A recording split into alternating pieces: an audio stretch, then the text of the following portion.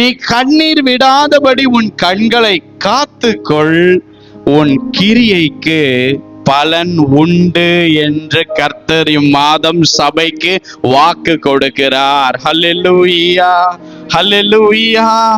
இந்த மாதம் தேவன் நிறைவான பலன்களை நமக்கு கட்டளையிட போகிற ஒரு மாதம். உங்கள் கிரியைகளுக்கு தேவன் பலன் கொடுக்கிற ஒரு மாதமாக இம்மாதம் காணப்பட போகிறது. எஸ், உங்களுடைய ஜெபத்திற்கு, உங்களுடைய போராட்டங்களுக்கு, உங்களுடைய அலைச்சல்களுக்கு பலனே கிடைக்கலையா? சபையே கவலைப்படாதிருங்கள். தேவன் உங்கள் கிரியைகளுக்கு பலன் கொடுக்க போகிறார். ஹல்லேலூயா. நீங்கள் போட்ட உபவாசம் வீண் அல்ல. நீங்கள் தேவனை நம்பினது வீண் அல்ல. நீங்கள் கர்த்தருக்கு காத்திருந்தது வீண் அல்ல. பாருங்க, பலனே இல்லாத உங்களுடைய வாழ்க்கையில என் தேவன் பலன்களை உங்களுடைய சொந்த கண்களே காணும்படியாய் கிருபை செய்ய போகிறார். ஹல்லேலூயா. உங்கள் கிரியைகளுக்கு பலன் உண்டு. எத்தனை பேர் விசுவாசிக்கிறீங்க? பாருங்க, இயேசுவின் நாமத்துல சொல்லுகிற இந்த மாதம் உங்களை இனி தேவன் துக்கப்படுத்த போகிற காரியங்களே இம்மாதம் வரப்போகிறது அல்ல. எத்தனை பேர் விசுவாசிக்கிறீங்க? உங்கள் வாழ்க்கையில நன்மையினால் திருப்தி அடைய செய்யும்படிக்கு இன்றைக்கு அலைந்து திரிந்து கொண்டிருக்கிற உங்கள் வாழ்க்கையிலே கர்த்தருடைய ஆசீர்வாதங்கள் வரப்போகிறதுனாலே நன்மையிலே திருப்தி அடைய போகிறோம். அவர் அளிக்கும் நன்மையினால் சபை திருப்தியாய் நடக்க போகிறது. எத்தனை பேர் விசுவாசிக்கிறீங்க? ஹல்லேலூயா. நீங்கள் அழாதபடிக்கு உங்கள் கண்களை காத்து கொள்ளுங்கள். ஹல்லேலூயா. நீங்கள் கண்ணீர் வடிக்காதபடிக்கு உங்கள் கண் இமைகளை காத்து கொள்ளுங்கள். பாருங்க, தேவன் உங்கள் உழைப்பை அங்கீகரிக்கிற மாதம். எத்தனை பேர் ஆமென் சொல்றீங்க? தேவன் உங்கள் உழைப்பை, உங்கள் கடின போராட்டத்தினுடைய ஜெபங்களை, உங்களுடைய கடின போராட்டமான உபவாசங்களை, உங்களுடைய கடின உழைப்புகளை தேவன் இந்த மாதம் அங்கீகரிக்க போகிறார். என அன்பானவர்களே, பலனே இல்லாத உங்கள் வாழ்க்கையிலே இம்மாதம் பலன்கள் பூக்க போகிறது. எத்தனை பேர் விசுவாசிக்கிறீங்க? நிச்சயமாகவே தேவன் உங்கள் வாழ்க்கையிலே பலன்களை இம்மாதம் நீங்கள் இருக்கிற இடத்திலேயே கட்டளையிட போகிறார். இது வரையும் காணாத ஒரு விளைச்சலை நானும் நீங்களும் இம்மாதம் பார்ப்பீர்கள் என்று எத்தனை பேரால விசுவாசிக்க முடியும்? ஹல்லேலூயா. பக்கத்துல திரும்பி சொல்லுங்க, நீங்க காணாத ஒரு விளைச்சலை இந்த மாசம் உங்கள் கண்கள் பார்க்கும். ஹல்லேலூயா, ஹல்லேலூயா. பாருங்க, அவருடைய ஆசீர்வாதங்களை இன்று விரக்தியோடு இந்த மாதத்தை துவங்கும் உங்கள் வாழ்க்கையில அவருடைய நன்மைகள் விளங்க போகிறது. எனக்கு அன்பானவர்களே, இந்த மாதத்தினுடைய துவக்கம் வேண்டும் என்றாலும் நீங்கள் உடைந்து விரக்தியில, ஒரு அவிவிசுவாச நிலையில இந்த செய்தியை நீங்கள் கேட்டுக்கொண்டு இருக்கலாம். இயேசுவின் நாமத்துல சொல்றேன், இப்படி துவங்கும் உங்களுடைய வாழ்க்கையில தேவன் இம்மாதம் ஒரு பலனை கட்டளையிட்டு உங்களுடைய எல்லா சோர்வுகளுக்கும் ஒரு முற்றுப்புள்ளியை வைத்து, இதுவரைக்கும் நீங்கள் தேவனை தேடினதினால் குறைவை கண்ட சிலருடைய வாழ்க்கையில தேவன் பெரும் விளைச்சலை அவர் ஏற்படுத்தி தரப்போகிறார். எத்தனை பேர் விசுவாசிக்கிறீங்க அன்பானவர்களே? உங்களுடைய கிரியைகளுக்கு பலன் கொடுக்க போகிற மாதம். ஹல்லேலூயா.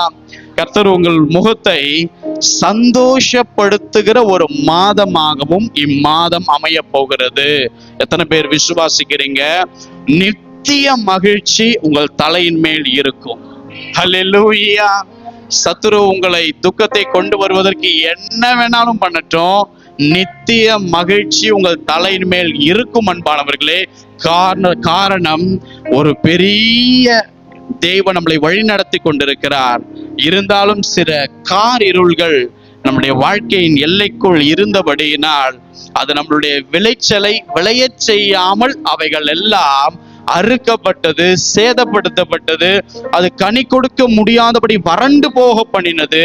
அவைகளை கண்ட நம்முடைய பார்வையிலே விளைச்சல்கள், சத்ருவானவன் எதை பண்ணினாலும் இனி அவன் கெடுக்கவோ தடை பண்ணவோ அதை மாற்றவோ அதை சீர்குலைக்கவோ முடியாது. காரணம் என்னவென்றால் தேவன் நமக்கு இம்மாதம் பலன்களை கட்டளையிட போகிறார். ஹல்லேலூயா. உங்கள் செய்கைக்கு தக்க பலனை தேவன் கட்டளையிடுவார். ஹல்லேலூயா. அவருடைய செட்டைகளின் கீழ் அடைக்கலமாய் வந்திருக்கிற நமக்கு ஒரு நிறைவான பலன் உண்டாகும்படிக்கு கர்த்தர் கிரியை செய்ய போகிறார். உங்கள் குடும்பங்களிலே, உங்களுடைய தொழிலிலே, உங்களுடைய கையின் பிரயாசங்களிலே, உங்களுடைய பிள்ளைகள் வாழ்க்கையிலே, உங்களுடைய ஊழியங்கள்ல, எவைகளில் எல்லாம் நீங்கள் தேவனை தேடியும் ஒரு விளைச்சலை, ஒரு அறுவடையை பார்க்க முடியாதபடிக்கு நான் படுகிற எல்லா பிரயாசம் விருதாவே போகுது என்ற ஒரு நிலைக்கு நீங்கள் இந்த செய்தியை கேட்டுக்கொண்டிருந்தீர்கள் என்றால், இயேசுவின் நாமத்துல சொல்றேன், கர்த்தர் பலனை கட்டளையிட போகிறார். எழுதி வைத்துக் கொள்ளுங்கள். நீங்க சோர்ந்து போகாமல் இருங்க, நம்பிக்கையை இழக்காம இருங்க. அறுவடையின் நாட்கள் என்று ஒன்று நமக்கு இருக்கிறது. என அன்பானவர்களே, நாம் ஏற்ற காலங்களிலே நன்மையானதை அறுப்போம். எனவே கவலைப்பட வேண்டாம். எத்தனை பேர் ஆமென் சொல்ல விரும்புறீங்க? ஹல்லேலூயா. இன்றைக்கு எந்தெந்த காரியங்களிலே பலன் இல்லை, எந்தெந்த காரியங்களுக்காக தேவ சமூகத்துல காத்து கொண்டு இருக்கிறோம். ஆண்டவரே, இத ஒண்ண செய்யுங்க, இத ஒண்ண மாற்றுங்க, இதுல ஒண்ணுல என்ன சாட்சியா நிறுத்துங்க. யார் யாருக்கோ செய்றீங்களே, என் ஜீவியத்துல கூட எனக்கு இந்த பலனை நீங்க கட்டளை இட்டீங்கன்னா, நான் இத்தனை நாள் உங்களை வழிபடுத்துற அந்த உங்களுடைய வார்த்தைக்கு கீழ்ப்படிந்து நான் நடத்தப்பட்ட நான் எனக்கு ஒரு பெரும் சாட்சியா இருக்கும். ஆண்டவரே, உங்களையே நம்பின எனக்கு ஒரு பெரும் ரிவார்டா இருக்கும். ஆண்டவரே, நீர் கட்டளையிட்டா என்று சொல்லி உங்கள் வாழ்க்கையில நீங்கள் இருப்பீர்கள் என்றால், இயேசுவின் நாமத்துல சொல்லுகிறேன், உங்களுடைய வாழ்க்கை சீக்கிரம் துளிர்க்க போகிறது. இம்மாதம் ஒரு இயற்கைக்கும் அப்பாற்பட்ட வல்லமை ஒன்றுமே இல்லாமல் நிலை குலைந்திருக்கிற உங்களுடைய வாழ்க்கையிலே சில காரியங்கள், துளிர்க்கிற ஆசீர்வாதங்களை நீங்கள் பார்க்க போகிறீர்கள். கர்த்தர் உங்கள் கிரியைகளுக்கு இனி பலனை கட்டளையிட போகிறார். இனி நீங்கள் அலைந்து திரிவது இல்லை, இனி நீங்கள் உடைந்து போவது இல்லை, இனி நீங்கள் அப்படியாய் மற்றவர்களாய் ஆக்கிரமிக்கப்பட போகிறது அல்ல. இனி உங்களை ஒருவனும் நெருக்க முடியாது. காரணம் என்னவென்றால், உங்கள் நிலங்களில் துளிர்க்க போகிற ஆசீர்வாதங்கள், உங்கள் வாழ்க்கையில தேவன் கொடுக்க போகிற அந்த பலன்கள் சில துளிர்களை விட செய்ய போகிறது.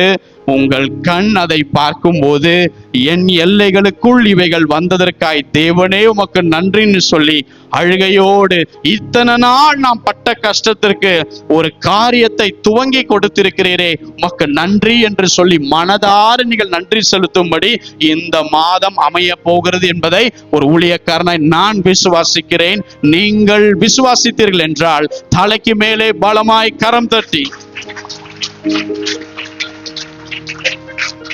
ஹல்லேலூயா. சிலர் நினைக்கிறோம், நான் கர்த்தருக்கு காத்திருந்தது எனக்கு வீண், நான் கர்த்தரை நம்பினது எனக்கு ஒரு வீண், கர்த்தர் இந்த காரியங்கள்ல கிரியை செய்வார் அப்படின்னுட்டு நான் நினைத்தது எனக்கு வீண் அப்படின்னுட்டு சிலர் நம்மளுடைய இருதயங்களிலே சொல்லிக் கொண்டு இருக்கலாம். நான் உங்களுக்கு ஒன்று சொல்றேன், தேவன் கல்லான இருதயம் கொண்டுள்ள ஒரு தேவன் அல்ல.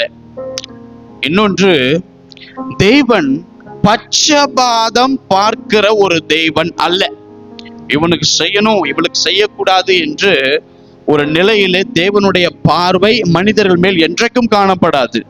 அவர் திக்கற்ற பிள்ளைகளுடைய நிலையை அவர் மாற்ற விரும்புகிற உண்மையான ஒரு தேவன்.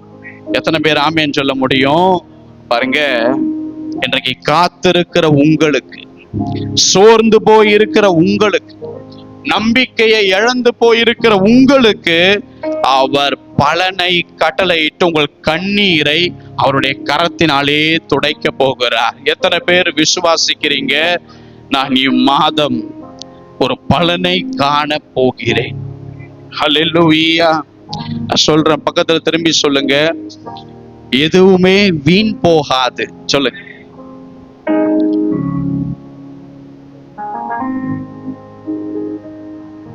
தாமதங்கள் எப்பொழுதுமே பெரும் நன்மையில தான் முடியும். அல்லேலூயா. சொல்றேங்க, ஆண்டவருக்கு சீக்கிரம் கொடுக்க தெரியாதா?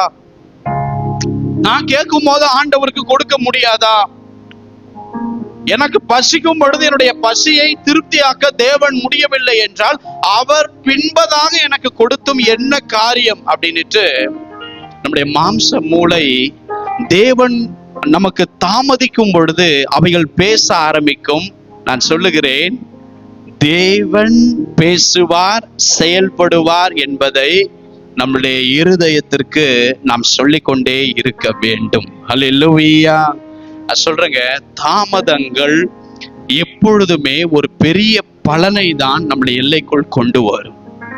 இன்னைக்கு அந்த ஒரு காரியங்களுக்காக எத்தனை வருஷம் ஜெபம் பண்ணி கொண்டிருக்கீங்க? கொஞ்சம் யோசிச்சு பாருங்க. உங்களை நடத்துற தேவன், உங்களுக்கு டெய்லி போஷிக்கிற தேவன், உங்களுக்கு டெய்லியும் பாதுகாக்கிற தேவனுக்கு டெய்லி காப்பி பேஸ்ட் பண்ணுகிற ஒரு பிரேயரை ஏன் இது வரைக்கும் ஆண்டவர் கேட்டும் அதுல ஒரு மாற்றத்தை கட்டளையிடல? அடிக்கடி நம்மளுடைய ஜபங்கள்ல அந்த ஜபத்தை செய்து அடப்போங்க ஆண்டவர், அந்த ஜபத்தையே இனி நான் அதை மட்டும் மறந்துட்டு அதை மட்டும் அழிச்சிட்டு நான் மற்றதுக்கெல்லாம் ஜெபிக்க போகிறேன் அப்படின்ட்டு நம்ம இருதயத்துல அந்த ஒரு விரக்தியின் தன்மையோடு நாம் அப்படியாய் சொல்லி கொண்டு இருக்கலாம். நான் உங்களை பார்த்து சொல்லுகிறேன், தாமதிக்கும் பொழுது ஒரு பலன் நமக்காக நம்மை திருப்திப்படுத்தும்படி உண்டாய் கொண்டிருக்கிறது என்று விசுவாசிக்க வேண்டும். சபை ஆசீர்வாதங்களை காணாத பொழுதுதான் கர்த்தருடைய கரத்தை பிடித்து நாம் விசுவாசிக்க வேண்டும். அல்லேலூயா. இதுவரைக்கும் அறுவடையை காணல, இதுவரைக்கும் நீங்க கேட்கிற காரியத்துல ஒரு நன்மை நடக்கல. எஸ், உண்மைதான். ஆனால் அவைகளை பார்க்கிற தேவன் எப்ப வேணாலும் பலனை தருவதற்கு அவர் வல்லமையுடையவர் என்பதை சபை விசுவாசிக்க வேண்டும். நான் சொல்றேன், அவர் நினைத்தால் உங்களுடைய வாழ்க்கை இந்த நொடி மாறும். அந்த நம்பிக்கை உங்களுக்கு இருக்குல்ல? அப்ப தேவன் தாமதமாக்கும் பொழுது சில சிறந்த பலன்களை எனக்காக என் கண்ணு பார்க்கும்படி, நான் சுதந்தரிக்கும்படி, என் வெட்கம் மாறும்படி கர்த்தர் செய்து கொண்டு இருக்கிறார் என்பதை சபை விசுவாசிக்க வேண்டும். அல்லேலூயா. எத்தனை பேர் வாழ்க்கையில பலன்கள் வராமல் தாமதங்கள்ல காணப்படுகிறோம்? நான் சொல்லுகிறேன், உங்கள் ஆத்துமாவை பார்த்து நீங்கள் பேச வேண்டும். உங்களுடைய முகத்தை ஒரு கண்ணாடியில பார்த்து உங்களுக்கு நீங்களே சொல்லிக் கொள்ள வேண்டும், கர்த்தர் சொன்னால் அதை செய்வார். அவர் தருவேன் என்றால் தருவார். அவர் நிர்ணயித்தால் அது நடக்கும். அவர் திட்டம் பண்ணினால் அவைகள் வாய்க்கும். ஹல்லேலூயா. கர்த்தர் உண்மையாகவே இம்மாதம் அவர் கிரியை செய்துட்டு உங்களுக்கு முன்பதாக அவர் நிற்க போகிறார். இப்போ நீ என்ன பண்ண போற என்பதை தேவன் பார்க்க போகிறார். அந்த பரிசுத்த நிலைக்கு சபை இம்மாதம் வரப்போகிறது. தகுதி உள்ளவர்களாய் மாறுங்கள். இந்த ஆசீர்வாதத்தை வழக்கம் போல எல்லா மாதத்தையும் போல தவற விடாதீர்கள். அன்பானவர்களே, இந்த காரியங்களிலே பெற்றுக்கொள்ள விரும்புகள். அல்லேலூயா. இனி உங்களுடைய தானியங்களை சத்துருக்களுக்கு ஆகாரமாய் கர்த்தர் கொடுக்கிறதை இன்றைக்கு நிறுத்துகிறார். அல்லேலூயா. உங்களுக்கு வரவேண்டிய ஆசீர்வாதங்கள் நீங்கள் தகுதி இல்லாதபடினால், சத்துரு உங்களை கரையாக்குறதுனால் அந்த ஆசீர்வாதங்கள் உங்க எல்லைக்குள் வந்து பிரதிபலிக்க முடியாதபடிக்கு உங்களை தாண்டி மற்ற எல்லைகளுக்குள் போகும் என்றால், உங்களுடைய சத்துருக்கள் அந்த நன்மையை புசிப்பார்கள் என்றால், இயேசுவின் நாமத்துல சொல்லுகிறேன், இனி உங்கள் தானியம் என்கிற ஆசீர்வாதங்களை சத்துருவுக்கு ஆகாரமாய் தேவன் கொடுக்கவே மாட்டார். இனி உங்களுடைய பலனை வேற ஒருத்தவர்கள் சாப்பிட முடியாது. இனி உங்களுடைய பலனை வேற ஒருத்தர்கள் திருடவே முடியாது. எத்தனை பேர் ஆமென் சொல்றீங்க? கர்த்தர் உங்கள் கிரியைகளுக்கு தக்க பலனை கட்டளையிட போகிறார். நீங்கள் சம்பூரணமாய் சாப்பிடும்படி, நீங்கள் திருப்தி அடைந்த ஒரு நிலையிலே வரும்படிக்கு, உங்களை அதிசயமாய் நடத்தி வந்த உங்களுடைய தேவன் கர்த்தரை நீங்கள் இந்த மாதம் துதிக்கும்படிக்கு கர்த்தர் கிரியை செய்வார். இனி நீங்கள் வெட்கப்படுவது இல்லை. எனக்கு அன்பானவர்களே, எத்தனை பேர் இம்மாதம் ஒரு காரியத்தை சொல்றீங்க, ஆண்டவரே போன மாதம் போன வருடங்கள் எல்லாம் இருக்கட்டும், என்னுடைய பரிசுத்தத்தை இனி நான் மேம்படுத்திக் கொள்ள போகிறேன். என்னுடைய பரிசுத்த ஓட்டத்துல இன்னும் நான் அதிகமாக என்னை சுத்திகரித்துக் கொள்ள போகிறேன். நான் தேவனை நெருங்க போகிறது இனிமேல் சத்துருவினாலேயோ அசுத்த வல்லமைகளினாலேயோ போராட்டங்களினாலேயோ தடைகளினாலேயோ எவைகளாலும் தடுக்க முடியாது. இனி நான் உம்மை அதிகமாய் பின்பற்றி ஜீவிக்க போகிறேன். ஹல்லேலூயா! எத்தனை பேர் சொல்ல முடியும்? பலனை காணாத உங்களுடைய கண்ணும் பலனை காணும், பலனை சுதந்திரிக்கும். ஏன்னா கர்த்தருடைய வார்த்தை சொல்லுது அந்த வார்த்தையை. ஹல்லேலூயா! எத்தனை பேர் விசுவாசிக்கிறீங்க? பக்கத்துல இருக்கிறவங்களை குலுக்கி சொல்லுங்க, தேவன் பலனை தருவார், அதுக்கு ஆயத்தமாவு, அதுக்கு ஆயத்தமாவு. ஹல்லேலூயா! ஹல்லேலூயா! அதுக்கு ஆயத்தமாகு சபையே. நம்ம வாசிக்க கேட்கலாம். ஏசாயா தீர்க்கதரிசன புஸ்தகம் 61 அதிகாரம் 7 வசனம். ஏசாயா 61:7.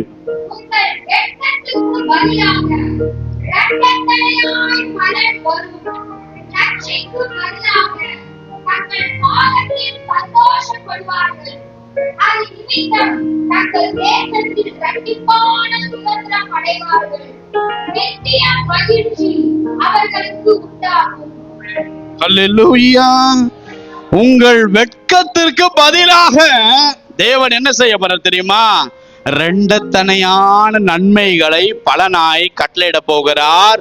நீங்கள் கேட்கிற காரியத்திற்கும் மேல ஒரு பங்கு இந்த மாதம் ஆயத்தமாகி கொண்டிருக்கிறது. ஹல்லேலூயா! எத்தனை பேர் விசுவாசிக்கிறீங்க? வெட்கத்திற்கு பதிலாக இரண்டத்தனையான ஒரு பலன் உங்க வாழ்க்கையில உண்டாகும்.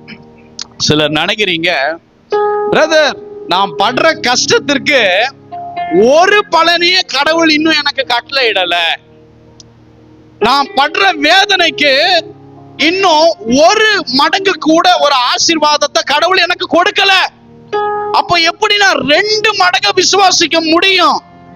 விசுவாசிங்க அன்பானவர்களே, இரண்டத்தனையாய் தேவன் உங்களுக்கு பலனை தருவார். ஹல்லேலூயா! பாருங்க, அந்த நாட்கள் எல்லாம் ஒரு மேரேஜ், ஒரு திருமணம், ஒரு மணவாளனுக்கு ஆகணும் அப்படின்னா ஒரு 40 வயதுல ஆகும். அப்போ ஈசாக்குக்கு அந்த 40 வயது காணப்பட்ட பொழுது அவர் திருமணம் செய்தார். அப்போ ரெபெக்காளை அவர் விவாகம் பண்ணினார். பாருங்க, அவர் 40வது வயதிலே ரெபெக்காளுடைய கரத்தை அவர் பிடித்தார். அதுக்கப்புறம் பின்பக்கமாக வேதம் சொல்லுகிறது, அவருக்கு 60 வயது ஆன பொழுது அவர் எந்த காரியங்களுக்காக 20 வருஷம் பலனை காணாமல் ஜெபித்து கொண்டிருந்தாரோ, கர்த்தர் அந்த 60வது வயதிலே, அதாவது 20 வருடத்திற்கு பின் பார்க்காத ஒரு பலனை ஈசாக்கும் ரெபெக்காளும் தன் சொந்த கண்கள் பார்க்கும்படி கர்த்தர் கிரியை செய்தார் என்று வேதம் நமக்கு பதிவிட்டு சொல்லுகிறது. ஹல்லேலூயா! பாருங்க, எதுக்காக 20 வருஷம் காத்திருந்தார்? இவர் ஆல்ரெடி தேவனுடைய மகன், ரெபெக்காள் ஆல்ரெடி ஜெபிக்கிற ஒரு ஸ்திரீ, இந்த குடும்பம் கிறிஸ்துவுக்குள்ள காணப்படுது. ஆனாலும் இவங்க கேட்ட ஒரு காரியம் நடக்கல. இவங்களுடைய சம்பத்து பெருகுது, ஐஸ்வர்யம் பெருகுது, பிள்ளைகளுடைய அவங்களுடைய வேலைக்காரருடைய பிள்ளைகள் பெருகுறாங்க, அவருடைய மிருக ஜீவன்கள் பெருகுது. ஆனா இவங்க எதுக்காக ரொம்ப ரொம்ப ரொம்ப பிரயாசப்பட்டு ஜெபிக்கிறாங்களோ அந்த ஜெபம் கேட்கப்படல. அல்லேலூயா! ஏன் வேதம் இதை குறித்து அழகாய் நமக்கு சொல்லுது அப்படின்னா, அந்த பரிசுத்தவான் அந்த 20 வருஷமும் அவர் என்ன செய்தார் என அன்பானவர்களே, மலடியா இருந்த தன்னுடைய மனைவிக்காக ஈசாக்கு ஜெபித்து கொண்டே காணப்பட்டார். நான் சொல்றேன் இயேசுவின் நாமத்தினாலே 20 வருஷத்துல ஒரே ஒரு முறை கூட புலம்பவில்லை, கர்த்தர் கொடுக்கலையேன்னு சொல்லி அவரை திட்டவில்லை, அவரை தேடுவதை நிறுத்தவில்லை, கர்த்தரை குறை சொல்லவும் இல்லை. எத்தனை பேர் ஆமென் சொல்ல முடியும்? 20 வருஷமா ஒரு கணவன் ஒரு மனைவி, தேவன் பேசுகிறார், தேவன் தரிசனம் கொடுக்கிறார், ரெகோபோத்தை தருகிறார். அவங்க எங்கெல்லாம் போனாலும் சத்துருக்கள் எல்லாம் மடங்கடித்து பெரிய ஜெயத்தை கொடுத்து ஒரு பெரும் கூட்டமாய் மாற்றுகிறார். ஆனால் ஜெபிக்கிற இந்த பிள்ளைகள் வாழ்க்கையில ஜெபிக்கிற ஒரு காரியத்துல பலன் வரல, பலன் இல்ல. ஆனாலும் ஒரே ஒரு நாள் கூட கர்த்தர் கொடுக்கவில்லை என்று சொல்லி முறுமுறுக்கல, கர்த்தரை திட்டல, கர்த்தரை விட்டு பின்வாங்கி போகல, கர்த்தரை தேடுவதில் நிறுத்தல. அந்த காரியம் நடக்கிற வரைக்கும் அந்த தம்பதி ஜெபிக்குது. அல்லேலூயா. அந்த காரியங்கள் பெற்றுக்கொள்ளுகிற வரைக்கும், ஆண்டவர் பலன் இல்லாத ஒரு வயல்வெளியில பலனை உண்டாக்குகிற வரைக்கும் அந்த பரிசுத்தவான்கள் இணைந்து ஜெபிக்கிறார்கள் என அன்பானவர்களே. பாருங்க, அந்த 20 வருடத்தினுடைய அந்த ஜெபம் கர்த்தர் அவங்களை இதுவரைக்கும் காணாத ஒரு பலன் அவங்களுடைய கர்ப்பத்தில் உண்டானது. அநேகருக்கு கேள்வி இருக்கும், என்ன ஈசாக்கு, உன் கூடவே இருக்கிற ஒரு தேவன் போய் உனக்கே தீங்கு நினைக்கிறார் பார் அப்படின்ற மனுஷன் வார்த்தை சொல்ற அளவுக்கு வாழ்க்கை இருந்தாலும், ஈசாக்கு கொண்டு தெரியும், நான் கேட்பது என்னுடைய கடமை, தகப்பன் கொடுப்பது அவருடைய பொறுப்பு. அவர் கொடுத்தாலும் கொடுக்கலனாலும் நடக்கிற வரைக்கும் ஜெபிப்பேன். காரணம், இந்த பலனுக்காக நான் அவரை தேடல, நான் கர்ப்பத்தில் உண்டாகும் முன்னமே என்னை குறித்து நேசித்து திட்டம் போட்டதுக்காக நான் அவரை தேடினேன். எனக்கு ஒன்னே ஒண்ணு தெரியும், எங்க அப்பா என்ன அந்த மலை உச்சிக்கு கொண்டு போகும்போது நான் கர்த்தருக்காக பலியாய் ஆக போறேன்னு நினைக்கும் பொழுது ஒரு தேவதூதன் தோன்றி அவர் அங்கே என்னை கடவுள் காப்பாற்றும் பொழுது எனக்கு ஒண்ணு சொல்லி இருக்கிறார், உன் தகப்பனை காட்டிலும் இந்த மகனை குறித்திருக்கிற சந்ததிகளுள்ளே ராஜாக்கள் வருவார்கள், சுதந்தரிப்பார்கள், பெருகுவார்கள் என்ற ஒரு வாக்குத்தத்தம் இருக்கு. சோ பெஸ்ட் வர 20 வருஷம் ஒஸ்டா இருந்தாலும் நான் தேவனை தேடுவேன், எவனும் என்னை தடுக்கவே முடியாது. எத்தனை பேர் ஆமென் சொல்ல முடியும்? ஹல்லேலூயா. பாருங்க, பலனே இல்லாத ஒருத்தர் லைஃப்ல பலனை தேவன் கட்டளையிட்டு, அதுவும் ரெண்டத்தனையான ஒரு பலனை கர்த்தர் உங்களுக்கு கட்டளையிட்டார். நான் யோசிச்சு பாக்குறேன், டபுள் போர்ஷன் ஆஃப் பிளெஸிங் பைபிள்ல பெற்ற தம்பதி இவங்க தான். ஹல்லேலூயா. ட்வின்ஸ், அப்படிப்பட்ட ஒரு ஆசீர்வாதம் பெற்றுக்கொள்றது இவங்க தான். இவங்களுக்கு அப்புறம் தான் யூதா தாமாரும் சேர்ந்து ஒரு ட்வின்ஸை பெற்றெடுப்பாங்க. ஆனால் சந்ததியிலே அவர்கள் யாருக்கும் கொடுக்காத ஒரு பலன் தேவன் அந்த ஈசாக்கு ரெபேக்காளுக்கும் வைத்திருந்தார். எனக்கு அன்பானவர்களே, நான் இன்றைக்கு உங்களை பார்த்து சொல்லுகிறேன், உங்கள் வாழ்க்கையில பலன் வராமல் எவ்வளவு தாமதமாவதோ அவ்வளவு பெரிதாய் உங்கள் சாட்சி மேம்பட போகிறது என்பதை சபை விசுவாசிக்க வேண்டும்.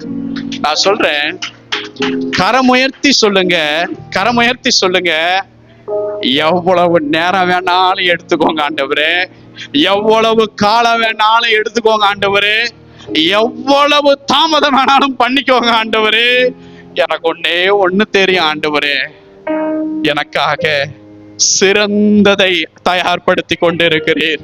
எத்தனை பேர் விசுவாசிக்க முடியும்? எத்தனை பேர் உள்ளத்தின் ஆழத்திலிருந்து சொல்றீங்க அல்லேலூயா?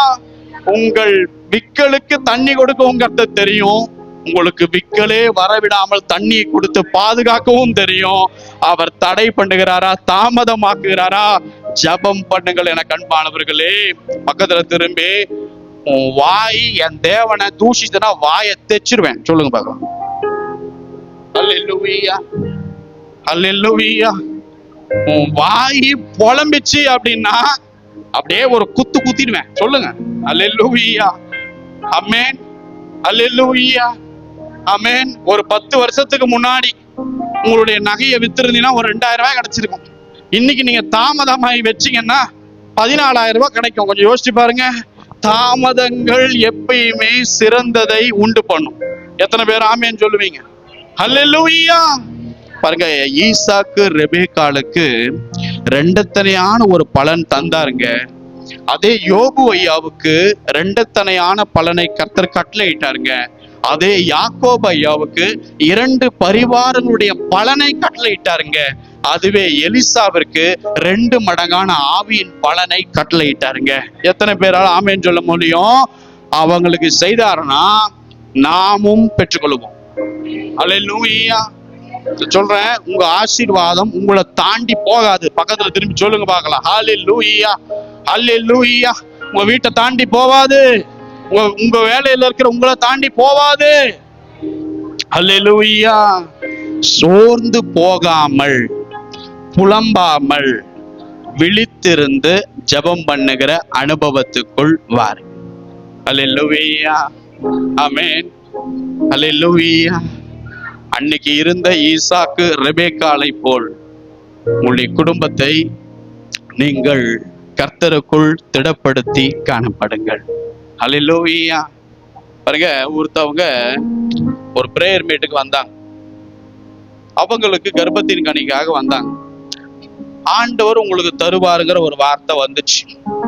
அவங்க நைட்டு மெடிக்கல் ஜாப் போயிட்டு குழந்தை உருவாச்சா இல்லையா அந்த செக்அப் பண்றதுக்கு வாங்கிட்டு வந்துட்டு பாத்ரூம்குள்ள போயிட்டு வந்துட்டு சொன்னாங்களாம், பாத்தீங்களா காலையில போயிட்டு வந்தோம், நெகட்டிவ்டும் வந்திருக்குது, நான் நம்பாதீங்கன்னு சொன்னேன் பாத்தீங்களா அப்படின்ட்டு ஒரு மனைவி கணவர்மாரை பார்த்து சொன்னாங்களாம். எனக்கு அன்பானவர்களே, அப்படி இல்லை, நான் சொல்றேன், அந்த காரியங்கள் நடப்பதற்கு அறிகுறியே இல்லாட்டியும் விளைவதற்கு தண்ணீர் என்கிற ஒரு சொட்டு காரியம் உங்கள் எல்லைக்குள் வரலனாலும் உங்களுடைய பூமி பலனை தரும். இயேசுவின் நாமத்துல சொல்றேன். நான் சுய வார்த்தைகளை பேசல, ஆண்டவர் கொடுத்த தரிசனத்தை செய்தியாய் உங்களுக்கு பிரசங்கித்துக் கொண்டிருக்கிறேன். உங்கள் நிலத்துல தண்ணி இல்லைனாலும் உங்கள் ஆசீர்வாதம் துளிர்க்கும். உங்கள் குடும்பத்துல நடப்பதற்கு வாய்ப்பே இல்லைனாலும் இந்த மாதம் நடக்கும். எத்தனை பேர் விசுவாசிக்கிறீங்க? பாருங்க, உங்கள் சொந்த கண் அந்த பலனை பார்க்கும் பொழுது நீங்கள் சந்தோஷப்படுவீர்கள். என அன்பானவர்களே, நீங்க சொல்லுவீங்க, இந்த மாதம் ஒரு சாட்சி எப்படி வரும்னா, நம் தேவன் தான்பா ஜெபத்தை கேட்கிறவர் அப்படின்னு நீங்க சொல்லுவீங்க. அவர் தான்பா நம்மளுடைய ஜெபத்தை கேட்டு கிரியை செய்தார்னு சொல்லுவீங்க. இன்னொன்னு, அவரை தவிர வேற தேவன் ஒருத்தரும் இல்லைன்னு இந்த மாசம் நீங்க சொல்லுவீங்க. அல்லேலூயா, அல்லேலூயா. எத்தனை பேர் விசுவாசிக்கிறீங்க? பலனை கட்டளையிடுவார். பாருங்க, சீரியா ராஜாவுக்கு ஒரு படை தலைவன் ஒருவன் எலிசாவுடைய நாட்கள்ல இருந்தாப்ல. அவன் பெயர் நாகமான். அந்த நாகமானுக்கு சரீரத்துல ஒரு குஷ்டரோகம் காணப்பட்டுச்சு. இந்த நாகமான் அதற்காக எடுத்த சில பிரயாசங்கள் இருக்கு பாருங்க, அது ரொம்ப முக்கியம். இந்த நாகமான் ஒவ்வொரு நாளும் படுக்கைக்கு போகும்போது பயங்கர வேதனையோடு அழுவார். ஏன்னா இவர் ஒரு போர் வீரன், ஒரு படைத்தலைவன். இவருக்கு பின்னாடி லட்சக்கணக்கான போர் வீரர்கள் இருக்கிறாங்க. இவரை பார்க்கும் பொழுது சத்துருக்கள் இவரை பார்த்து ஏளனமா பேசுறதோ, இவரால சரியா ஒரு குடும்ப வாழ்க்கையை வாழ முடியாமல் இருப்பதற்கும், தன்னுடைய சீரிய தேசத்திலேயே இவரை குறித்து பேசுகிற காரியம் இவர் காதுல கேட்கும் போதும் ரொம்ப கஷ்டப்படுவார். என அன்பானவர்களே, சரி வந்துருச்சு இந்த குஷ்டரோகம், இதை சரி பண்ணுவதற்கு, பலன் கிடைப்பதற்கு என்ன பண்ணலாம்னுட்டு எல்லா இடத்திற்கும் அவர் தன்னுடைய ஐஸ்வர்யம் அவருக்கு இருந்தபடினால் தாராளமாக செல்லுகிறார். மருத்துவமனைக்கோ மருத்துவச்சிகளுக்கோ, அப்படியே பாகாலுக்கு தூபம் காட்டுகிற ஆசாரியர்களுக்கோ, எதுக்கோ அவர் பிரயாசப்படுறார். ஆனால் ஒரு பலன் இல்லாமல், ஒரு விளைச்சல் இல்லாமல் அவருடைய வாழ்க்கை எல்லாம் இருந்தும் எதையும் பண்ண முடியாத ஒரு நிலைக்கு காணப்பட்டார்.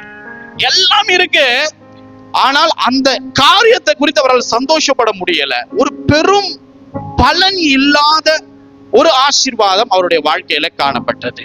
அப்போ எவ்வளவு முயற்சி செய்தும் வைத்தியர்களை பார்த்தும் சுகத்தை பெற்றுக்கொள்ள முடியாத, பலனை பெற்றுக்கொள்ள முடியாத இந்த நாகமானுக்கு அவனுடைய மனைவியோடு கூட ஒரு ஹெல்ப் பண்ணுவதற்கு ஒரு வேலைக்காரி இஸ்ரவேல் தேசத்திலிருந்து அடிமையாக சீரியாவுக்கு கைப்பற்றி கூட்டிட்டு வராங்க. அப்போ அந்த சிறிய பெண், ஒரு சின்ன வாலிப பெண்ணை இஸ்ரவேல் தேசத்திலிருந்து அடிமையாக்கி சீரியா தேசத்துக்கு கொண்டு வரும் பொழுது யார் வீட்டுக்கு வேலை செய்யும்படி கர்த்தர் கொண்டு வரார் என்றால், இந்த நாகமானுடைய மனைவிக்கு கூட இருந்து ஒத்தாசை செய்வதற்கு இந்த சிறிய பெண் அங்கிருந்து கொண்டு வரப்படுகிறாள் கைதியாக.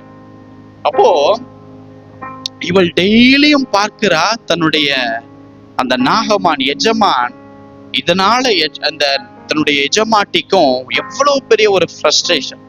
இப்போ இந்த சிறிய பெண் அந்த நாகமானுடைய மனைவி கூப்பிட்டு ஒரு காரியத்தை சொல்றாப்ல, இங்க பாருங்க, சமாரியாவிலே எங்க தேசத்துல ஒருத்தர் தீர்க்கதரிசி ஒருத்தர் இருக்காரு, நீங்க அவர்கிட்ட போனீங்கன்னா பெஸ்டான பலனை கர்த்தர் உங்களுக்கு கட்டளையிடுவார். எங்கெங்கயோ முயற்சி செஞ்சிட்டீங்க, இன்னைக்கு நான் அடிமையாகிய ஒரு பெண், என் வார்த்தைக்கு நீங்க பாருங்க, நான் சொல்றேன், உங்கள் வாழ்க்கையில பலன் வருவதற்கு யாரை கொண்டு வேண்டும் என்றாலும் திசை தெரியாமல் திரிகிற உங்களுக்கு இம்மாதம் திசைக்கு சரியாய் கொண்டு வர கர்த்தரால் முடியும்.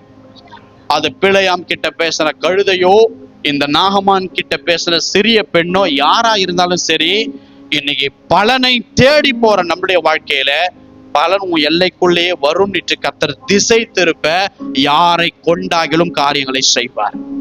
எத்தனை பேர் ஆமேன்னு சொல்றீங்க? ஹல்லேலூயா. அன்றைக்கு ஒபதியா எங்க புல்லு கிடைக்கும், எங்க இது கிடைக்கும், எங்க ராஜா மாட்டுக்கு அப்படியாக ஆடுகளுக்கு கொண்டு வந்து போட சொல்றாருன்னு சொல்லி ஒபதியாவை அனுப்பும் பொழுது எங்க பலன் இருக்கும் அங்க தேடி ஒபதியா போனாருங்க. இல்ல இல்ல இல்ல, அத உலகத்தானுக்கு நீங்க எங்கேயும் அலைய வேண்டாம், உங்க எல்லைகளுக்குள்ளாகவே ஒரு பலன் உண்டாய் கொண்டிருக்கிறது. நான் விசுவாசிக்கிறேன், சபை விசுவாசிக்குதா? திரும்பியும் பக்கத்துல குலுக்கியாத அந்த வார்த்தையை உள்ள போக வைங்க. ஹல்லேலூயா, ஹல்லேலூயா, ஹல்லேலூயா, ஹல்லேலூயா. பாருங்க, அந்த சிறிய பெண் சொல்ற அந்த வார்த்தைக்கு இவங்க ரெண்டு பேரும் கேட்கணும்ன்ற அவசியம் இல்லை. ஆனா எல்லாத்தையும் பண்ணி முயற்சி செஞ்சிட்டோமே, அட்லீஸ்ட் இவ சொல்றது உண்மையா இருந்துச்சுன்னா அப்படிங்கிறதுக்காக முயற்சி செய்கிற நாகமான். எத்தனை பேர் ஆமேன்னு சொல்றீங்க? அவர் கிளம்புறாரு தன்னுடைய குதிரைகளோடு, தன்னுடைய ரதங்களோடு, தன்னுடைய ஆட்களோடு கூட எலிசாவினுடைய வீட்டு வாசற்படியில வந்து நிற்கிறார். அப்ப எலிசா அந்த தெய்வ மனுஷர் ஒரு ஆளை அனுப்பி ஒரு வார்த்தையை சொல்றார். ஓ, நீங்க இதுக்காக வந்திருக்கீங்களா? சரி, நீங்க போய் யோர்தான்ல 7 தடவை ஸ்நானம் பண்ணுங்க, உங்க மாம்சம் மாறி ஒரு சிறு பிள்ளைய போல உங்க மாம்சம் சுத்தமாகும். நீங்க போய் யோர்தான்ல இறங்கி 7 முறை ஸ்நானம் பண்ணுங்க அப்படின்ற போது இவருக்கு பயங்கர டென்ஷன். இவர் ஒரு தீர்க்கதரிசி, கர்த்தருடைய நாமத்தை பயன்படுத்தி சரீரத்தை தொட்டு இவருடைய குஷ்டரோகத்தை சரி பண்ணுவார் அப்படின்னுட்டு இவர் வராரு. இப்ப இவர் எதிர்பார்த்த விதத்துல அந்த வார்த்தை இல்லை. அல்லேலூயா. அநேகருக்கு நாம எதிர்பார்த்த காரியத்திலே தேவன் தரணும். அது எப்படி தந்தா என்ன? ஆமென் சொல்லுங்க பார்க்கலாம். அல்லேலூயா. அது எப்படி தந்தா என்ன? இப்போ அவர் சொல்றாரு, என்னது, இஸ்ரவேல்ல இருக்கிற யோர்தான் நதியில போய் 7 முறை நான் ஸ்நானம் பண்ணணுமா?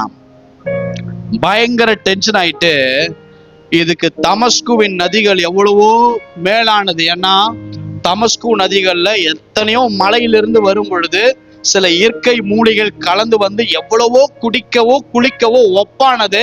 அதை விட இந்த இஸ்ரவேல்ல இருக்கிற யோர்தான் தண்ணியில நான் முழுகுனாவா, எனக்கு ஸ்நானம் பண்ணாவா, என் குஷ்டரோகம் போவோம், அட போங்கயான்னு சொல்லிட்டு அவர் கிளம்பி ரிட்டர்ன் கிளம்பி போறாரு. இப்போ அவங்க கூட இருக்கிற நாகமான் கூட இருக்கிற ஊழியக்காரங்க போய் பேசுறாங்க, ஐயா நாகமானே, அந்த தீர்க்கதரிசி ஒன்னு பண்ண சொன்னா நீங்க போய் பண்ணுங்களேன், அப்படி சுத்தம் ஆயிட்டீங்கன்னா என்ன பண்ணுவீங்க அப்படின்னும் பொழுது, இப்போ போற வழியில அந்த சின்ன பெண்ணை திட்டிக்கிட்டே போறாரு. அவரு சும்மா இருந்தவன கிளப்பி விட்டுட்டு இவ்வளவு தூரம் வந்துட்டு இப்படிப்பட்ட ஒரு வார்த்தையை கேட்டு இன்னும் அவருக்கு இருதயத்துல பத்திக்கிட்டு எரியுது. அப்போ இந்த ஊழியக்காரர்கள் சொன்னதுனால சரி இவ்வளவு தூரம் வந்துட்டோம், ஜஸ்ட் ட்ரை பண்ணி பார்ப்போம், கண்டிப்பா பலன் வருவதற்கு வாய்ப்பே கிடையாது அப்படின்ட்டு நம்பிக்கை இழந்து போய் அந்த நதிக்கு பக்கத்துல அவர் 7 முறை ஸ்நானம் பண்ணுகிறார். எத்தனை பேர் ஆமேன்னு சொல்றீங்க?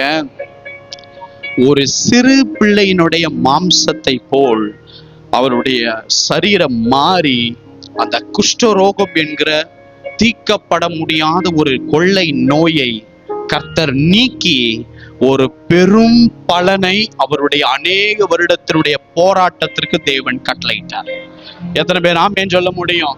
அல்லேலூயா. இப்போ ஒண்ணுமே புரியல அவனுக்கு. அவன் அழுது கொண்டே வியந்து பார்க்கிறான், இந்த பலனுக்காக நான் இத்தனை நாட்கள் காத்திருந்தேனே அப்படின்னுட்டு திரும்ப போன வழியா அப்படியே வீட்டுக்கு வந்துட்டு எலிசா ஐயா கிட்ட அப்படியே கட்டி பிடித்து இந்த காரியத்தை எல்லாம் சொல்லும் பொழுது அவர் ஒரு வார்த்தையை சொல்றார். அதைத்தான் இந்த மாசம் நீங்க சொல்லுவீங்க, பூமியில இவரை தவிர வேற தேவன் இல்லை. ஹல்லேலூயா. இஸ்ரவேலின் தேவன் ஒருவரே தேவன். ஹல்லேலூயா. இந்த வார்த்தையை இந்த மாசம் நீங்க சொல்லுவீங்க எனக்கு அன்பானவர்களே. பலனை காணாத உங்கள் நிலத்தில் பலன்கள் வரும். நீண்ட நாட்கள் காத்திருக்கிறது இருதயத்தை இலக்க பண்ணும். விரும்பினது வரும் பொழுதோ ஜீவ விருட்சம் போல அவைகள் இருக்கும். தேவன் கிரியை செய்வார். எத்தனை பேர் ஆமென் சொல்ல முடியும்? அல்லேலூயா. பக்கத்துல திரும்பி எம்புட்டு வருஷமா காத்துக்கிட்டு இருக்க பக்கத்துல திரும்பி கேளுங்க பார்க்கலாம். அல்லேலூயா, அல்லேலூயா, ஹல்லேலூயா, ஹல்லேலூயா, ஹல்லேலூயா, ஹல்லேலூயா. கர்த்தர் செய்வார், கர்த்தர் செய்வார். ஆமென். விசுவாசிக்க அன்பானவர்களே, பாருங்க ஒரு செய்தியில தெரியாதனமா சொல்லிட்டேன், சத்துருக்களை உங்க எல்லையிலிருந்து கர்த்தர் தூக்கி போடுவார். அந்த அம்மா போயிட்டு சரியான விசுவாசத்துடன் போயிட்டு வீட்டுக்கு நிம்மதியா அப்படியே அந்த வார்த்தையை விசுவாசித்து போச்சா. ஏன்னா அவங்க வீட்டுல இருக்கிற சத்துரு அவங்க வீட்டுக்காரான். அப்போ இன்னைக்கு ஈவினிங்குள்ள கர்த்தரே எனக்கு ஒரு டைவர்ஸன் நியமிக்கிறார். நான் எங்கேயுமே தேடி போக வேணாம், என் சத்ரு அவனை என் வாழ்க்கையிலிருந்து தூக்கி போட போகிறார். அல்லேலூயா. ஆண்டவர் சொல்லிட்டாருப்பா, துஷ்டன் இனி உன் வழியா பிரவேசிப்பது இல்லை, அவன் தான் துஷ்டன், அவதான் துஷ்டன். இல்ல இல்ல இல்ல. எனக்கு அன்பானவர்களே, கர்த்தருடைய வார்த்தைய சரியாய் புரிந்து கொள்ளுங்க. நான் விசுவாசத்தோடு சொல்றேன், சரியான பலன் உங்களுடைய ஜபங்களுக்கு உண்டாய் கொண்டிருக்கிறது. ஹல்லேலூயா. நான் எதை செய்து பார்த்தும் எனக்கு பலன் கிடைக்க மாட்டேங்குதே, நான் எதை செஞ்சும் எனக்கு பலன் வராதா? நான் சொல்றேன், நீங்க கத்தி சொல்லுவீங்க. இந்த மாசம் இனி வருகிற நாட்கள்ல நீங்க கத்தி சொல்லுவீங்க, இவர் தாண்டா ஜபத்தை கேட்கிற தேவன். நாகமான் சொன்ன அந்த சாட்சி உங்கள் வாழ்க்கையிலே வரும். பஞ்ச நாட்களிலே ஒரு ஈசாக்கை 100 மடங்கு பலன் கொடுக்க வைக்க கர்த்தரால முடியும் என்றால், எஸ், இன்னைக்கு ஆல்ரெடி உங்கள் வாழ்க்கை வறண்டு போயிருச்சு. இதுதான் தேவனுக்கு தேவை. எந்த சைட்ல இருந்து நன்மைகள் வர முடியாமல் அடைக்கப்பட்டு இருக்கிறது, எஸ், இதுதான் தேவனுக்கு தேவை. உங்களுக்கு அடைக்கப்படாத ஒரு வழி இருக்கிறது, ராஜ்யத்திலிருந்து வருகிற வழி. ஒருவனும் அதை தடை செய்யவே முடியாது. ஹல்லேலூயா. விளைச்சலை ஏற்படுத்துகிறவர் தேவன். விதைக்கிறவனாலும் அல்ல, நீர் பாய்ச்சுகிறவனாலும் அல்ல. சொல்லுங்க பார்க்கலாம். விளைச்சலை கொடுக்கும் கர்த்தரால் சகலமும் கூடும். அல்லேலூயா. எத்தனை பேர் விசுவாசிக்கிறீங்க? விதைக்கவே பலன் இல்லையா? போதும், பரவாயில்ல. தண்ணீர் ஊற்றவே பலன் இல்லையா? ரைட். ஆனா விளைச்சல் உண்டாகும். மேலிருந்து ஒரு வழி உங்களுக்காக திறக்கப்படும் பொழுது எந்த திசை அடைக்கப்பட்டால் என்ன, கர்த்தர் கிரியை செய்வார். ஹல்லேலூயா, ஹல்லேலூயா. பட்சபாதம் இல்லாத தேவன் தம்மை நம்புகிற ஒவ்வொருவனுக்கும் கர்த்தர் செய்வார். பாருங்க, உங்கள் முயற்சிகளுக்கு பலன் உண்டாகும், உங்கள் தோல்விகளுக்கு பலன் உண்டாகும், உங்கள் வெட்கத்திற்கு பலன் உண்டாகும். உங்கள் ஜபம் வீணாய் போகாது. எத்தனை பேர் விசுவாசிக்கிறீங்க?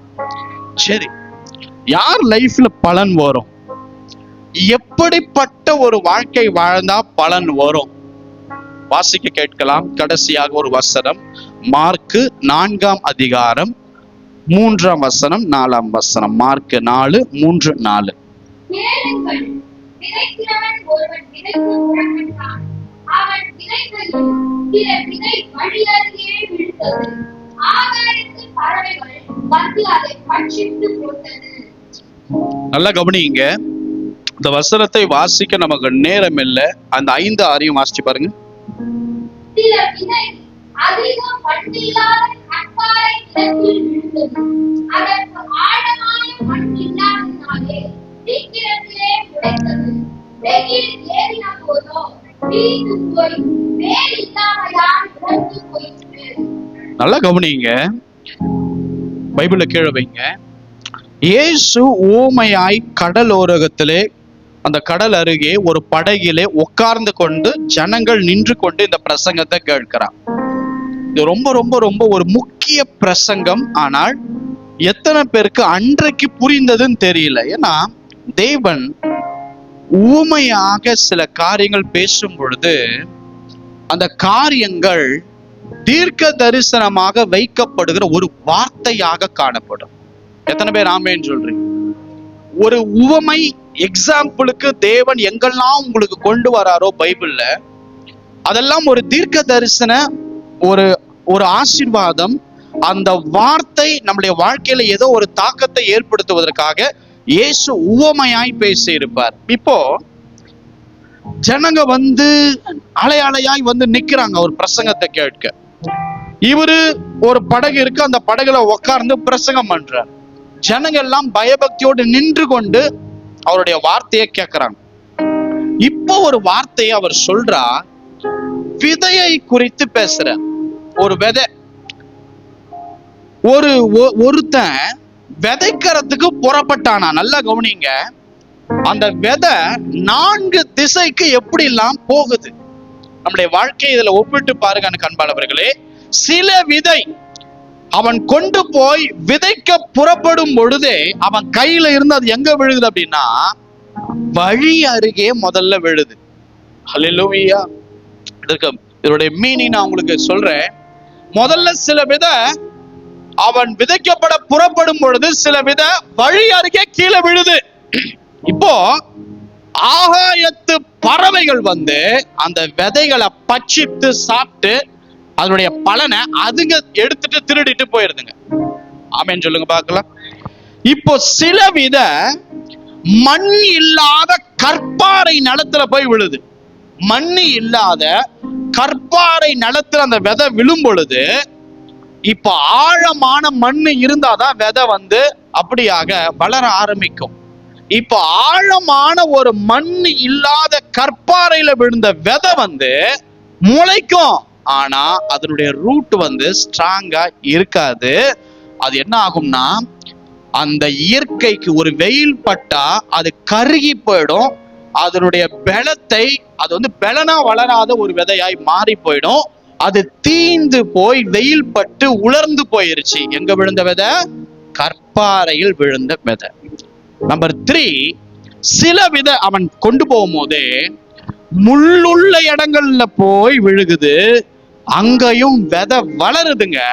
ஆனா அது கூட முள்ளும் வளரும் பொழுது அந்த பலன் கொடுக்காதபடிக்கு அந்த விதையை பலனை நொறுக்கி போடுகிறது. பலன் கொடுக்க முடியல. இப்ப 4வது விதை கொண்டு போனவன் சரியான இடத்திற்கு இப்பதான் வரான். நல்ல நிலத்துல விழும்படிக்கு அவன் விதைக்கிறான். அவன் அந்த விதையை விதைக்கும் பொழுது வேதம் சொல்லுகிறது 30, 60, 100 பலன் கொடுத்தது. ஆமென் சொல்லுங்க பார்க்கலாம். இந்த பிரசங்கத்தை செய்தவர் யார்?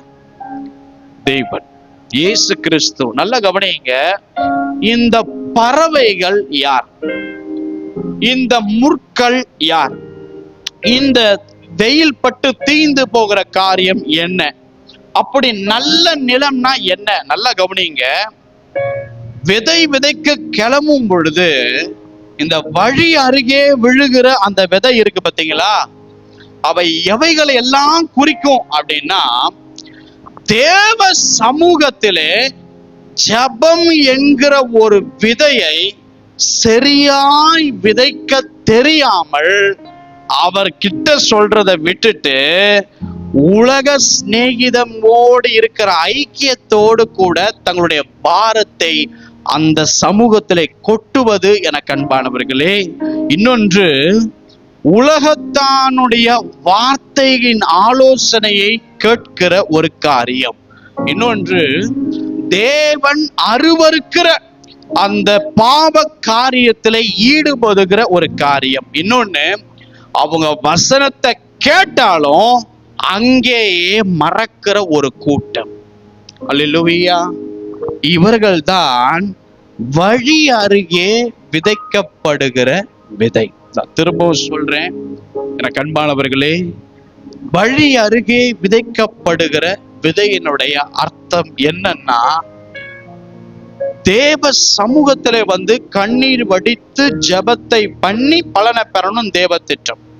ஆனால் சாத்தானுடைய திட்டம் என்னன்னா, தேவ சமூகத்துல நீ விதைக்கிறதை காட்டிலும் உன்னுடைய ஐக்கியத்துல உன்னுடைய நெருங்கி பழகுகிற உலகத்தானிடம் நீங்கள் சொல்லும் பொழுது அந்த விதை உங்கள் எல்லைகளுக்குள் தேவ சமூகத்திலே விழாமல் அது அவர்கள் சமூகத்திலே அவர்கள் தொழுது கொள்ளுகிற அவர்கள் நம்பிக்கைக்குரிய தேவனுடைய நிலத்தில் போய் அவைகள் விழும். அப்படி விழும் பொழுது நம்முடைய முழு சிநேகிதமும் நம்முடைய முழு நட்புறவும் அப்படியாக மாறி போய் அடுத்தடுத்து தேவன் அருவருக்கிற பாவ காரியத்திலே அவனோடு இருந்து நாம் கற்றுக்கொண்டு அதை செய்து அவங்க எவ்வளவு வசனத்தை கேட்டாலும் அது அங்கேயே மறந்து போயிடுவாங்க. அந்தக்குரிய ஆசீர்வாதமே அவங்க வாழ்க்கையில இருக்காது. இதுதான் வழி அருகே விதைக்கப்படுகிற விதையினுடைய அர்த்தம். அல்லேலூயா. இதுக்கு உதாரணம் எத்தனையோ பரிசுத்தவான்கள் இருக்கிறாங்க. நமக்கு நேரம் இல்லை. அப்படி இருந்தால் நீங்கள் தயவு செய்து மாற்றிக்கோங்க. உங்க ஜெபத்தை தேவ சமூகத்துல மட்டும் சொல்லுங்க.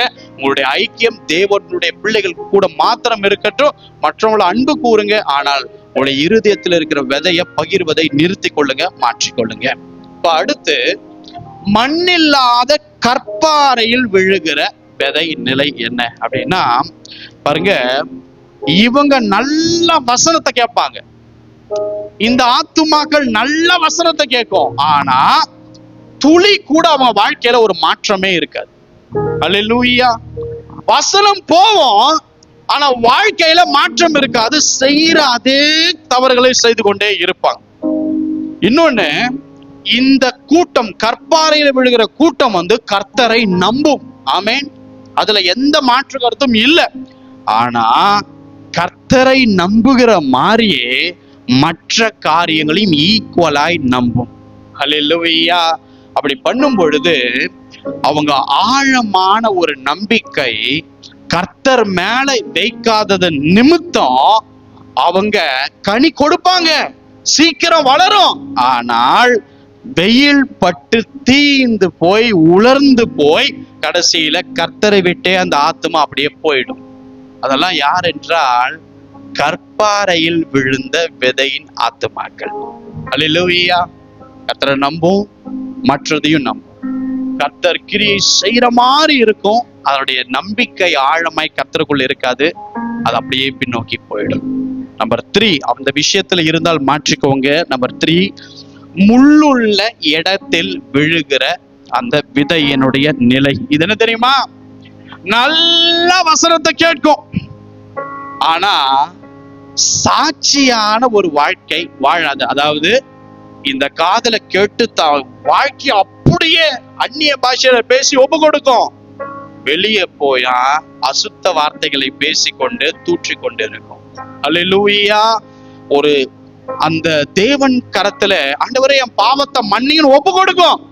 ஆனா திரும்ப போய் அது வெளியே போய் கக்கினதையே தின்னும்.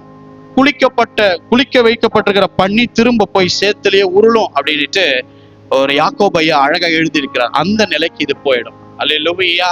இதெல்லாம் யார் அப்படின்னா முள்ளுள்ள இடங்களில் வருகிற விதை. அதுதான் நம்மளுடைய சில பேராய் காணப்படுகிறோம். என அன்பானவர்களே, இந்த முள்ளுள்ள இடத்தில் விழுகிறது இது வந்து கர்த்தருடைய அந்த சொல்றதையே கேட்காது. ஆனா வரும், சபைக்கு வரும், எல்லாம் பண்ணும். ஆனா கர்த்தர் சொல்றத துளி கூட கேட்காது. கர்த்தர் எதை சொல்றாரோ அதுக்கு மாறா கீழ்ப்படியாம போய் பண்ணும். அல்லேலூயா.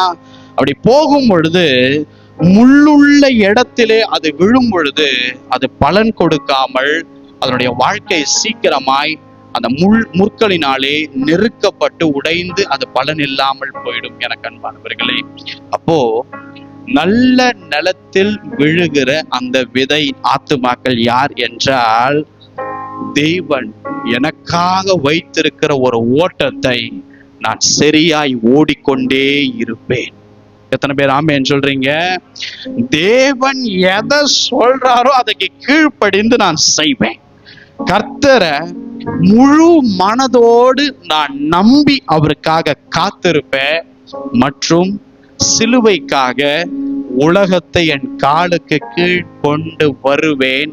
உலகத்தை வெறுத்து உலகத்தினுடைய சிற்றின்பங்களை, பாவங்களை, மற்ற கரைகளை எல்லாம் நான் உதாசீனப்படுத்தி உலகத்திலிருந்து பிரிக்கெடுக்கப்பட்ட நான் உருவாக்கின தேவனை உண்மையும் உத்தமமாய் தொழுது கொள்ளுவேன் என்கிற நிலைக்கு வருகிறது தான் நல்ல நிலத்தில் விழுந்த விதை.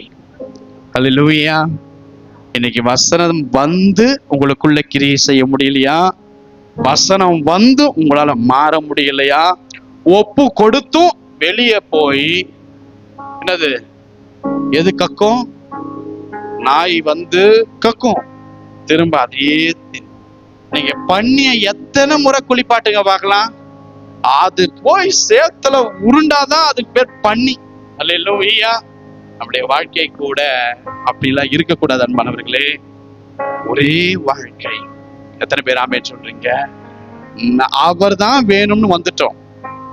நல்ல நிலத்தில் விழுகிற அந்த விதையாய் நாம் மாறுவோம். எனக்கு அன்பானவர்களே, வசனத்தை கேட்டு அதன்படி வாழ்வதற்கு, சாட்சியா ஜீவிப்பதற்கு 100% முயற்சி செய்கிற அந்த விதைதான் நல்ல நிலத்தில் விழுந்த விதை.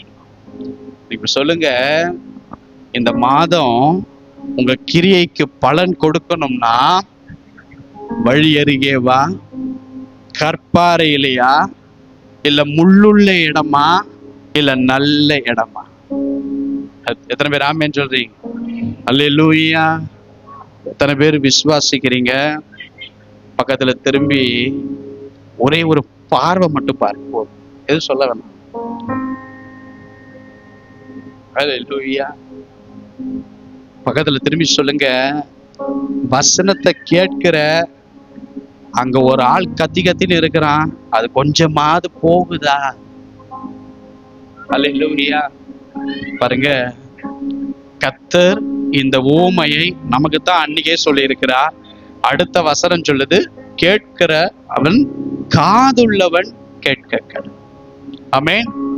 எனக்கு காது இருக்குப்பா. இன்னைக்கு நான் திருவிருந்து எடுக்கும் பொழுது இந்த உலகத்திலேயே எந்த பரிசுத்தவானும் ஒப்பு கொடுக்காத அளவுக்கு நான் ஒப்பு கொடுப்பேன் நம்பிக்கை நமக்கு முதல்ல வரணும்.